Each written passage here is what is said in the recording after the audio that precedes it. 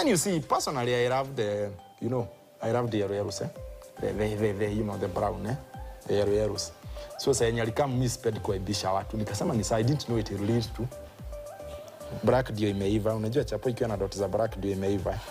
Honestly, he was not the one. I'm not gonna lie that he was the one. Everything about him I did not like. From his dressing, the way he talked, the way he reasoned. Like, he was not the one at all. Actually, I remember when someone would suspect that I'm dating him, I would deny fully, 100%. Even up to our dowry, there's a boyfriend I was dating when he was paying the dowry. I told him it was acting. May I be forgiven? So, I did not know I wasn't sure about him from the beginning. But then again, when now we started working together, and then I got to know him slowly, I realized he's hardworking, a quality that I admire. I also saw how much he can do anything for me. Like, it's really hard to find someone who can do anything for you. And I started testing him, actually, because I was like, okay, he's not my type. But let me start testing. I started testing, I love this, I want this, and he would go all out for me. That alone was very, very touching to me. And the fact that when I had something to do, he would be there to support and to push. That is not something you see in a boyfriend. So that is what made him stand out among every other guy that I've ever dated. She was not the one, yeah? I won't try. She was not the one. She was a far much ahead of me in terms of exposure. And then there was the notion of, usiwe yo msichana Nairobi. So by the virtue that she was Nairobi, that was automatically out. And then there was the issue of the way I present myself from my village. Eh? It was not the best thing for me to have a girl from town. But as we started moving around, my point was, Teda wema nenda zako. That was it. But I was not so serious to her.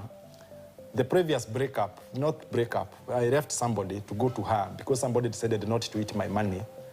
So I invited somebody for lunch, akakuja akakula 200, and I felt like, unanidharau na nimepata kazi juzi na niko na 10k ya lunch na unakula 200 mara 2.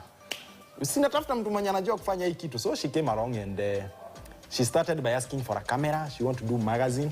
Indeed, the Young magazine was the first thing we met. Discussion was the Young. Natakaga magazine ya watoto. So it started from there. So I got her a camera. She told me I want a computer. I got her a computer. You know, I usually count how much you ate from. You ate 200,000. Watu wana complaining if ya ilikuliwa. So she ate about 200. She ate about 200. So to me, once we started moving, she started pushing me to higher levels. Eh? Her demands started to become big.